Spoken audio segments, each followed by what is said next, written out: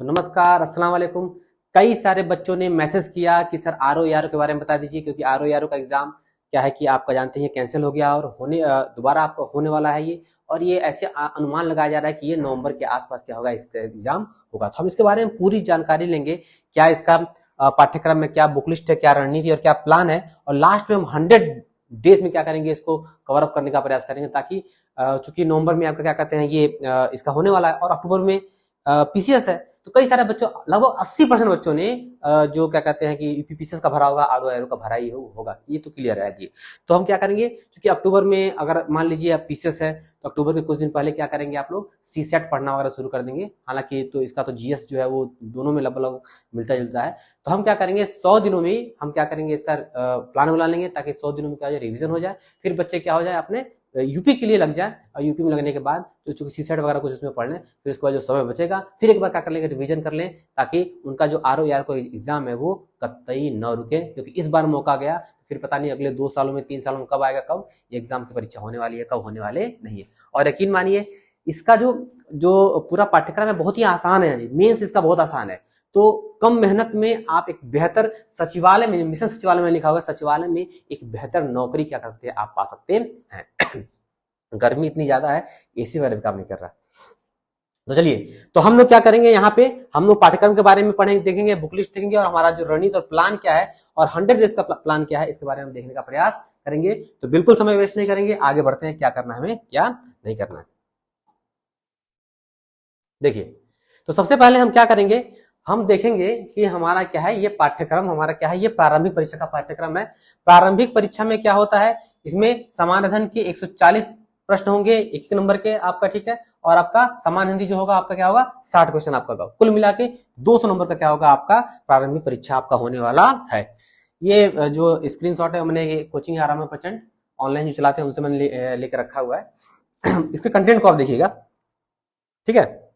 अब देखिए, तो प्रारंभिक परीक्षा में क्या पूछेगा, भारत का इतिहास, कृषि पूछ देगा, भारतीय राष्ट्रीय आंदोलन इतिहास से जुड़ा हुआ ही है, ठीक है। पॉलिटी पूछ देगा, इकोनॉमी पूछ देगा, विश्व और भारत का भूगोल पूछ देगा, ठीक है। प्राकृतिक संसाधन मान लीजिए एनवायरमेंट वगैरह कुछ उसमें आ जाएगा, और उसमें जो चीजें वो आ जाएंगी। सामान्य बौद्धिक क्षमता आपका जो रीजनिंग वगैरह है, मैथमेटिक्स वगैरह है, वो आ जाएगा। यूपी आपका है यहाँ पे, ठीक है। उसके बाद आपका क्या कहते हैं, ये राष्ट्रीय महत्वपूर्ण घटनाक्रम यानी कि जो करंट है वो आपका यहाँ पे दिया हुआ है। फिर जनसंख्या, पर्यावरण और नगरीकरण, यहाँ पर्यावरण दिया हुआ है, यहाँ भौतिक संसाधन कुछ अलग हो जाएगा वो।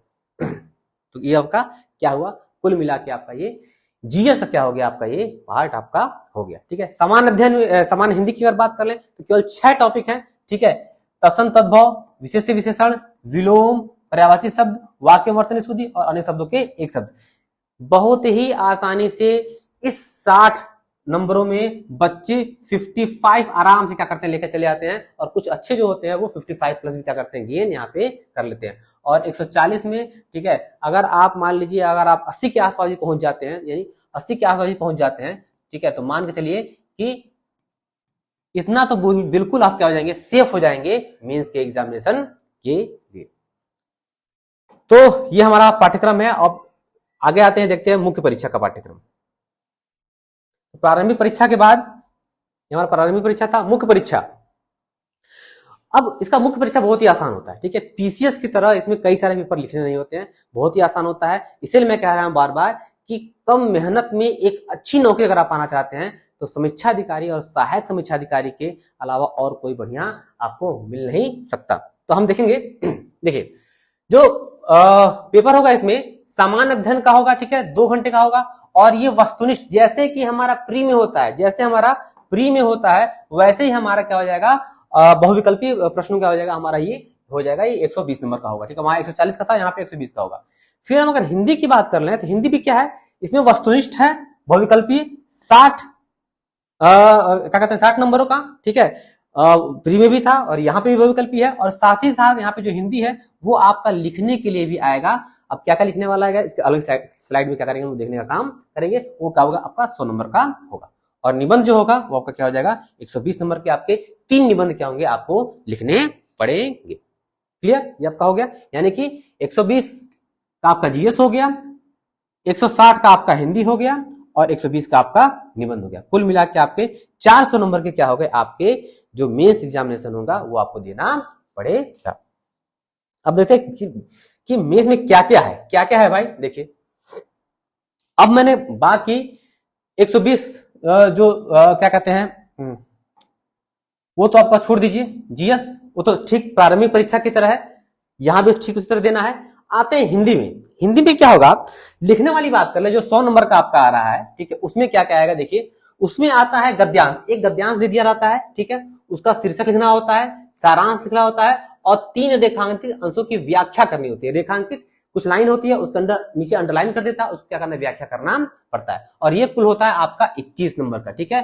3 नंबर का आपका हो जाएगा शीर्षक, 6 नंबर का हो जाएगा सारांश और 12 नंबर का हो जाएगा आपकी ये व्याख्या। क्लियर। आइए दूसरा जो है वो हम देखते हैं सरकारी पत्र का सारणी रूप। एक आपका लेटर दे देगा, ठीक है, उसको क्या करना है, सारणी में क्या करता है, टेबुलेशन क्या करता है, उसका करना पड़ता है, वो आपका होता है 15 नंबर का। ये बहुत इंपॉर्टेंट होता है, ठीक है। उसके बाद आता है लेटर, क्या आता है उसमें, लेटर, मुख्य परीक्षा की बात कर रहा हूं मैं। उसके बाद आता है लेटर। लेटर में क्या क्या आएगा, शासकीय अर्धशासकीय पत्र, ठीक है, यहां से लिखना है, कार्यालय आदेश, ज्ञापन पत्र, विज्ञप्ति, टिप्पण, प्रतिवेदन और अनुस्मारक। ये आपका हो जाएगा 24 नंबर का, यानी 8 नंबर का इसमें से आ जाएगा, 8 नंबर का इसमें से आ जाएगा, 8 नंबर का इसमें से आ जाएगा, यानी कि 8 तरीके 24 नंबर का हो जाएगा आपका पत्र लेखन आपका आ जाएगा। उसके बाद कुछ प्रशासनिक शब्दावलियां होती हैं जो क्या कहती हैं, वो भी क्या होती है, पूछी जाती हैं, ठीक है। वो भी क्या हो जाएगा आपका, जैसे मान लीजिए अंग्रेजी से हिंदी में 5 शब्द, हिंदी से अंग्रेजी में 5 शब्द, और मुहावरे और लोकोक्तियां। ध्यान दीजिए, यही एक पार्ट है जो प्री से थोड़ा सा एक्स्ट्रा है। मान लीजिए हिंदी आप प्री के लिए पढ़ेंगे, वही आपका काम मेंस के लिए भी चल जाएगा, लेकिन यहां पे क्या करना पड़ता है, आपको मुहावरे और लोकोक्तियां एक्स्ट्रा क्या करना पड़ता है, आपको पढ़ना पड़ता है। वो भी 5 आएगा, 2-2 नंबर के, आपको 10 नंबर के आपको देने पड़ेंगे, ठीक है। कंप्यूटर भी क्या हो जाएगा आपका, लगभग 10 नंबर का क्या होता है, यहाँ पूछा जाता है।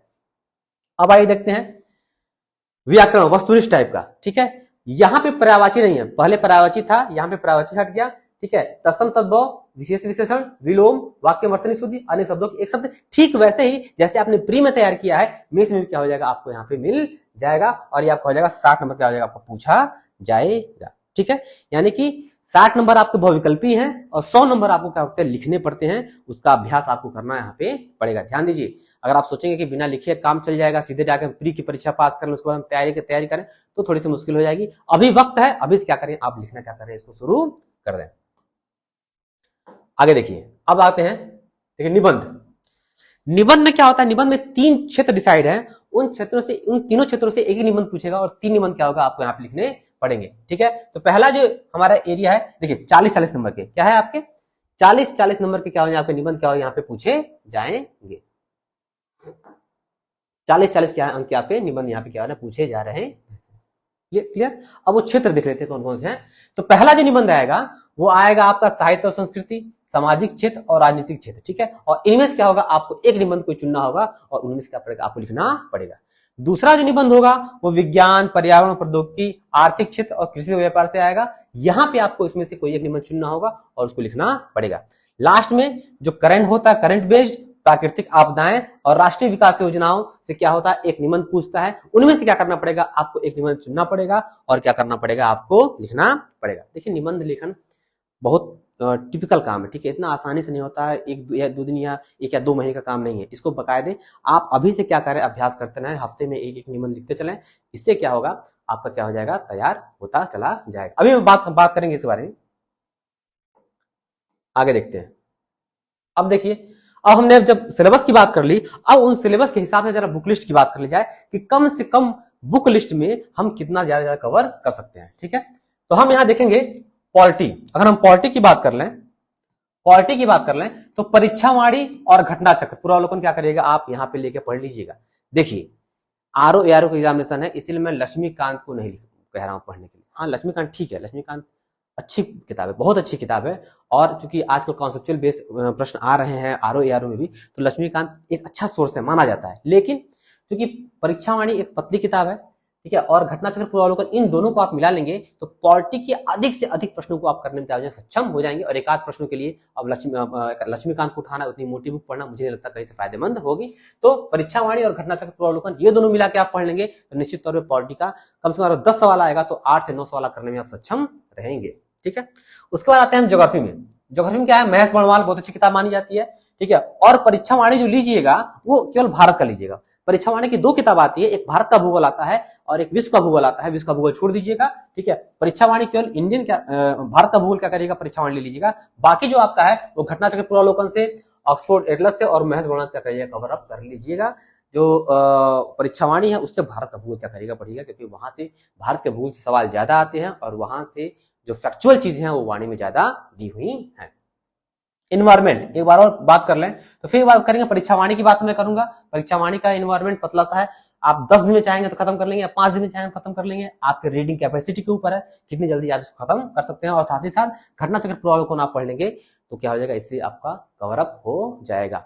घटना चक्र पूर्वावलोकन को हल्के मत लीजिएगा, वो PYQs हैं और उसके जो एक्सप्लेनेशन है उनसे कई सारे सवालों क्या कर सकते हैं, आप हल कर सकते हैं। इसलिए हर सब्जेक्ट के घटना चक्र पूर्वावलोकन मैंने डाल रखे हैं और उसको आपको पढ़ना बहुत ही आवश्यक है, ठीक है। आते हैं हिस्ट्री पर। हिस्ट्री के देखिए, हिस्ट्री के लिए परीक्षा वाणी किताब आ चुकी है।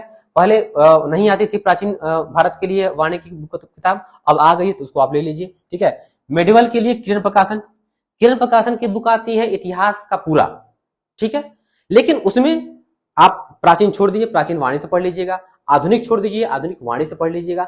जो मध्यकालीन इतिहास है वो सिर्फ इतिहास आप क्या करिएगा, किरण प्रकाशन की बुक से जो लाल वाली आती है उससे पढ़ने का काम आप यहाँ पे करिएगा। और एक बार फिर मॉडर्न के लिए मैं परीक्षा वाणी को रिकमेंड करूंगा। परीक्षा वाणी क्या कर लीजिएगा, इसको आप पढ़ लीजिएगा। फैक्ट्स ज्यादा हैं यहाँ पे, आपको ज्यादा फायदेमंद आपको करेंगे, ठीक है।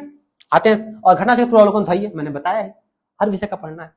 साइंस की बात कर लें, साइंस में भी क्या करना है आपको, घटना चक्र पूर्वावलोकन क्या करना है, पूरा तरीके से आपको पढ़ डालना है। इसी से क्या हो जाएगा, आपका पूरा साइंस क्या हो जाएगा, कवर अप हो जाएगा। ज्यादा आपको पढ़ने का मन है तो परीक्षा वाणी की जो बायोलॉजी वाली किताब आती है उसका करिएगा, ले लीजिएगा। मैं थोड़ा ज्यादा तेज बोल रहा हूं क्योंकि वीडियो लंबी ना होने पाए। इकोनॉमी, अब देखिए इकोनॉमी का ज्यादा क्वेश्चन होता है वो करंट बेस्ड होता है, ठीक है। तो करंट के साथ पढ़िएगा, साथ ही साथ इसके जो बेसिक्स होते हैं वो यूट्यूब से बहुत ही कम समय में क्या करेंगे, आप इसको तैयार कर सकते हैं, ठीक है। घटना चक्र पूर्वावलोकन इसका भी पढ़ना जरूरी है। यूपी देखिए, यूपी के लिए परीक्षा वाणी और PYQs ये क्या करिएगा, आप पढ़ लीजिएगा। सेंसस परीक्षा वाणी कोई डाउट नहीं है, सिर्फ वही एक बुक आती है जनगणना की, इसको आप लेकर क्या करिए, पढ़ लीजिएगा। एग्रीकल्चर के लिए परीक्षा वाणी की बुक आती है, लेके क्या करिएगा, आप पढ़ लीजिएगा। मैथ रीजनिंग क्या होगा, यूट्यूब से आप देख लेंगे क्योंकि ज्यादा टॉपिक ज्यादा प्रश्न नहीं आते हैं और रीजनिंग के बहुत सारे प्रश्न क्या करेंगे आप, थोड़े से आसान होते हैं वो हल कर लेंगे। केवल जो मैथ के टॉपिक होते हैं वो क्या करेंगे, उनको हल करने में थोड़ी सी आपको दिक्कत आ सकती है, ठीक है। और करंट के लिए बहुत लोग परेशान रहते हैं। लास्ट में आती है बुक, घटना चक्र की आय दृष्टि आ जाएगी या फिर कोई और बुक आ जाएगी, उसको आपको पढ़ना ही पढ़ना है। मंथली क्या करिएगा, पतली वाली क्रॉनिकल लेके क्या करिएगा, पढ़ते हुए चले जाइएगा। और लास्ट में जो बुक आएगी उसको क्या करना, पढ़ना ही पढ़ना आपको है। घटना चक्र वाले बुक निकालते हैं, बुक आएगी ही आएगी, उसको पढ़ लीजिएगा। लेकिन फिलहाल महीने दर महीने हम पतली वाली क्रॉनिकल को क्या करेंगे, कवर अप करते हुए चले जाएंगे, ठीक है। आगे आते हैं। अब देखिए हिंदी के लिए तो जीएस का पार्ट हो गया। हिंदी के लिए बात करें, हिंदी प्री में भी आएगा, मेंस में भी आएगा। जो बहुविकल्पी वाला मैंने बताया उसको क्या करिएगा, हरदेव बहारी या पृथ्वीनाथ पांडे, इन दोनों में से कोई एक क्या करिएगा, किताब आप यहां से ले लीजिएगा। दोनों किताब नहीं पढ़ना है, केवल एक किताब पढ़ना है, ठीक है। पत्र और आलेखन के लिए यश कुमार की बुक आती है, अच्छी किताब है। घटना चक्र की भी आती है, दोनों मिले हुए हैं लेकिन अलग भी आती है। और आरंभ है प्रचंड का भी क्या होता है, पीडीएफ आपको क्या हो जाएगा, ऑनलाइन मिल जाएगा। निबंध की बात कर लें तो निबंध के लिए कोई ऐसी बुक नहीं है जो आपको प्रॉपर दे पाए, लेकिन दृष्टि की बुक है, उसको आप ले लीजिएगा।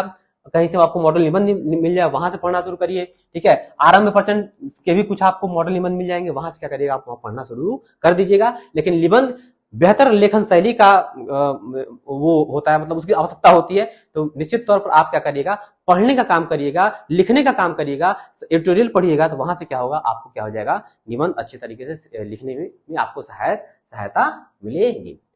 कंप्यूटर और प्रशासनिक शब्दावली के लिए पुराने प्रश्न जो आपके आए होंगे उनको आप देख लीजिए, या फिर किसी भी बुक से प्रशासनिक शब्दावली, ठीक है, या फिर कंप्यूटर को आप तैयार कर सकते हैं। बहुत ही कम नंबर के आते हैं, आपने देखा है जैसे पाठ्यक्रम में बहुत ही कम नंबर के आते हैं, लेकिन आवश्यक है, पढ़ना तो पड़ेगा ही। तो कहीं किसी न किसी बुक से क्या करिएगा, आप करिए, कवर अप कर लीजिएगा। टेस्ट सीरीज की बात कर लें, प्री और मेंस के लिए टेस्ट सीरीज आपको ज्वाइन करना ही करना है।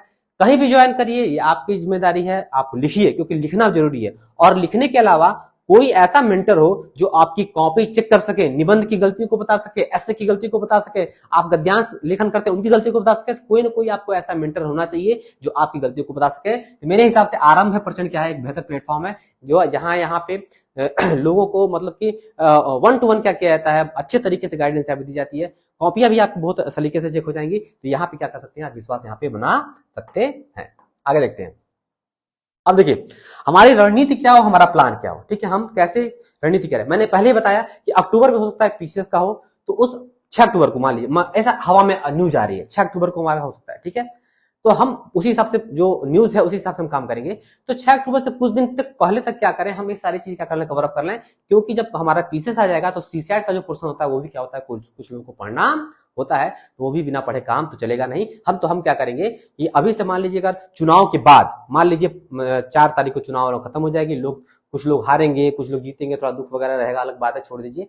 मान लीजिए कि 8-10 जून से आप शुरू करते हैं मान लीजिए, तो मान के चलिए सितंबर मिड सितंबर तक क्या करें इसको आप खत्म कर दें, ताकि जो भी कुछ बचा हुआ समय रहे सीसेट के लिए आप दें, फिर पीसीएस दे लें, पीसीएस देने के बाद जो आपने पढ़ा रहा हो उसको आप रिवीजन कर लें, जाके आप आरओ भी दे। तो इस प्लान के साथ हम क्या करेंगे, काम करने का प्रयास करेंगे। तो हम अभी क्या करेंगे, अभी हमारे पास वक्त है, हम क्या करेंगे, प्री और मेंस दोनों क्या करेंगे, साथ रहने का काम हम करते रहेंगे। और ध्यान रहे पेपर तक एक बार समाप्त कर लें, मैंने अभी बताया कि पेपर तक एक बार खत्म कर लें, ताकि जितनी बार आप पढ़ेंगे, एक बार पढ़ के आप पेपर देंगे तो पेपर उतना प्रभावशाली आपका नहीं होगा, लेकिन आप पेपर को अगर उसी चीज को बार बार पढ़ के कई बार 2 बार 3 बार रिवीजन करके आप जाएंगे तो निश्चित तौर पर क्या होगा, आपको फायदा होगा। इसके लिए आपको अपनी रीडिंग जो कैपेसिटी है उस कैपेसिटी क्या करना पड़ेगा, बढ़ाना पड़ेगा, ठीक है। अब देखते हैं सबसे पहले जो मुख्य विषय है, अक्सर क्या करते हैं बच्चे कि इधर उधर लेकर पढ़ना शुरू कर देते हैं। देखिए कहां से सवाल ज्यादा आ रहा है, किस विषय से सवाल ज्यादा आ रहा है, तो इतिहास, भूगोल, पॉलिटी, साइंस, इस तरह के जो विषय होते हैं क्या होते हैं, बहुत ही महत्वपूर्ण होते हैं, इनको पहले क्या होता है, हमको हैंडल करना होता है। तो सबसे पहले इन विषयों का करेगा, हैंडल कर लीजिएगा। हिंदी में 6 टॉपिक हैं, ठीक है, मेंस में आपका मुहावरा लोकतंत्र जुड़ जाएगा, उसके हिसाब से क्या करिए, पढ़ने का प्रयास करिएगा। निबंध में केवल स्टैटिक तैयार करिएगा, निबंध में अभी आप निबंध अगर पढ़ना शुरू कर रहे हैं तो केवल आप स्टैटिक पोर्शन को आप तैयार करिए। निबंध में कुछ करंट पोर्शन को तैयार करना पड़ता है, कुछ करंट के मुद्दों पर भी निबंध तैयार करना पड़ता है, उनको क्या करिएगा आप प्री के बाद क्या करिएगा, तैयार करने का काम करिएगा। और प्रशासनिक और शब्दावली जो कंप्यूटर है वो अभी छोड़ दीजिए, अभी बिल्कुल मत पढ़िए, उसको क्या करिएगा प्री के बाद, ये क्या करेगा, गलत लिखा हुआ है, प्री के बाद क्या करिएगा, पढ़ने का क्या करिएगा, आप काम करिएगा, ठीक है, ठीक है। ये प्री के बाद जब मेंस हमको देना होगा तब हम पढ़ेंगे, अभी छोड़ देंगे।